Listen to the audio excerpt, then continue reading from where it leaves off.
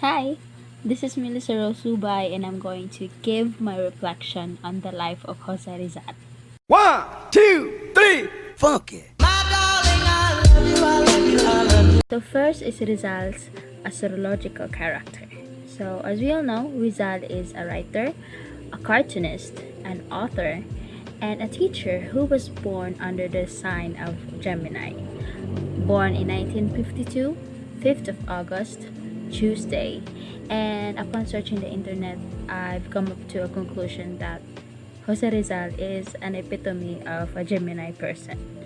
So Gemini is a twin sign that has a character, is elusive, complex, and contradictory.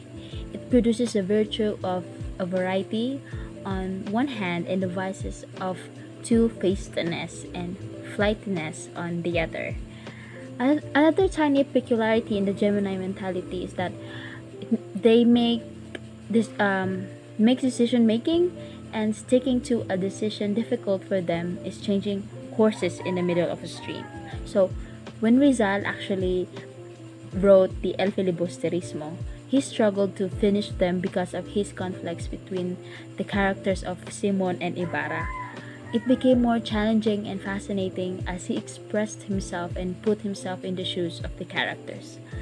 And when they're excellent, they are incredibly appealing. When they're awful, they're even more so, since they're they're such charmers. And it's no surprise that Jose Rizal had a lot of romances. As we all know, his charm was shown by the girls who fell in love with him, a diverse group of women of various races. Jose Rizal is gifted with a keen, perceptive, and brilliant intelligence, and he enjoys intellectual difficulties. But while his concentration is intense for a short time, it does not sustain.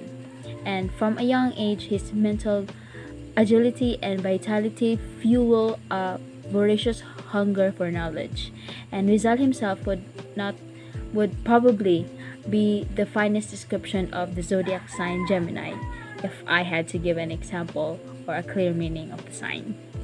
Next is Jose Rizal's achievement. And Jose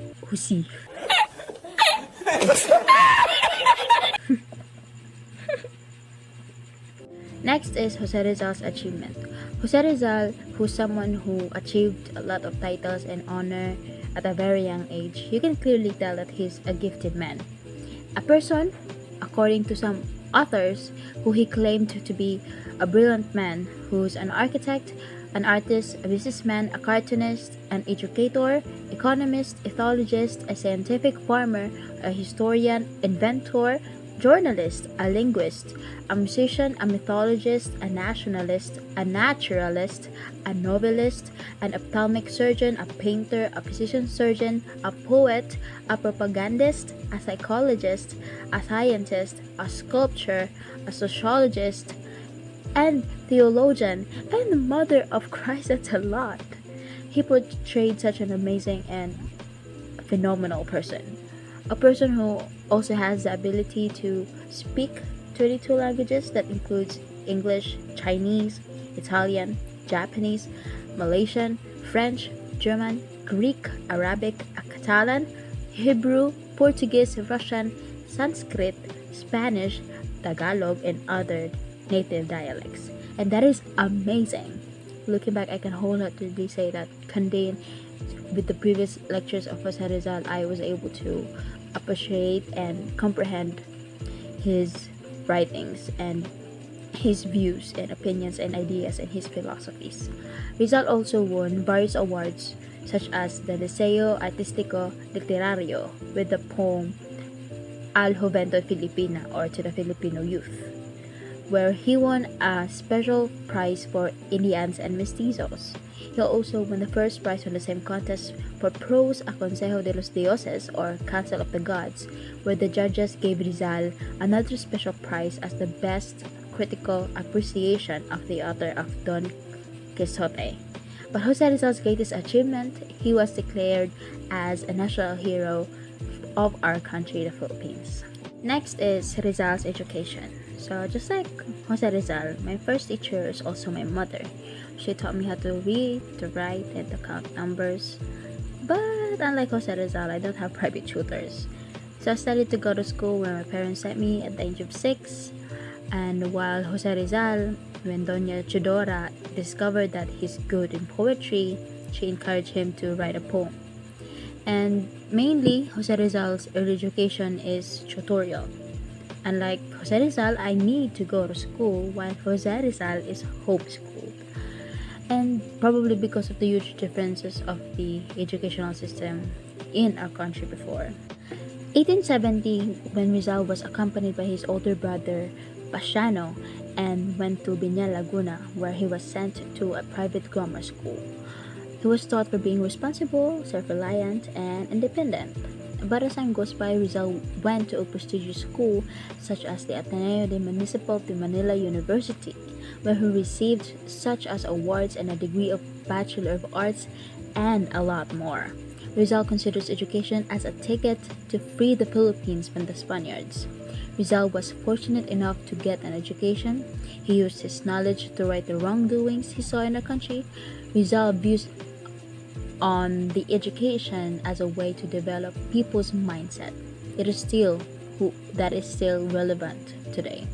Filipinos who aren't given the chance to proper education have the wrong mentality about certain injustices and political figures. But why do we say they are wrong and we are right? That's when we see the importance of education. What we learn simply influences us in what we believe. Every person has different beliefs and principles. Rizal's beliefs about why education is important and his way of fighting for our country helped Filipinos to gain perspective and information that they need to fight for their country. Education is imperative in today's society because the future depends on today's knowledge and learnings. We need to value our education because it doesn't just help us individually, it also helps our society. Next is Rizal's American tour en route to London. And upon reading the important details in the lifetime of Jose Rizal, there's a racial injustice happened. But Jose Rizal made choices and stands to fight for oppression and fight for what is right. And when Rizal departed Japan or America on April 30, 1988 and landed in San Francisco, California on April 28. From there, he went on an observation trip across the United States, stopping in New York City for a bit. His travels prompted him to praise America as a country to the poor looking for work, but he despised American prejudice against Asians and African Americans, and he was particularly outraged by some states' bans on interracial marriages. He noticed that there was a lack of racial equality between the whites and the blacks, and that freedom is only for the whites. Positively, Rizal was impressed by the material progress of the US, the drive, energy, and the high standard of living of its people, the better opportunities offered to the poor immigrants, and the natural beauty of the land. From then on, Jose Rizal's London quest awaits. And lastly, Jose Rizal's Valiant March to Bagumbayan. Rizal's march to Bagumbayan began at 6:30 a.m. with Lieutenant Tabiel de Andrade on one side and Fathers Stanislao March and Jose Villaclara on the other.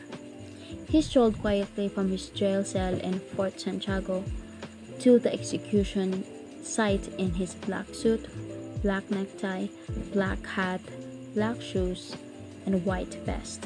They walked behind 4 advanced bayonet-wielding guards. Rizal shook the hands of the 2 priests and his defender in the Bagumbayan field, bidding them farewell. A priest blessed him and handed him a crucifix, which he kissed carefully. Rizal had only one request, that he be shot facing the firing squad, but this was denied because the squad's captain ordered a back shot. As a result, Rizal was forced to turn away. Dr. Felipe Ruiz Castillo, a physician, was astounded that Rizal's vital indicators were normal, notably his pulse rate. Was Rizal truly fearless of death? drum beats were used to command the shooting squad. "Fire!" was shouted loudly. The squad's weapons screamed. Rizal wrenched his body around to face the firing squad with his last remaining energy and fell on the ground, with his face to the blue sky and his head slightly angled toward the rising sun in the east. The loud, clear voice of the Spaniards yelling, "Long live Spain!" can be heard in the throng. Traitors must perish. Jose Rizal died on December 13th at exactly 7:03 a.m.